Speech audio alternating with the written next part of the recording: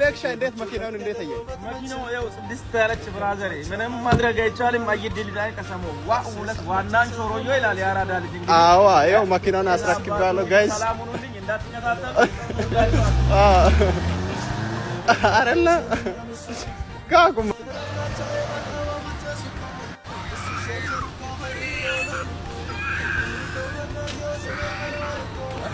በቃ ብራዘር በቃ وانو نخويت واي دمخد نسم عيد زني عتكي بسنك بروقتك عتقدمي يتكي ابني كوفت عرسايكل آني عين وقيا يزنقي اتمسكي أنا كحمل كايتن بقداحان من صدق كل نقعت ما يقال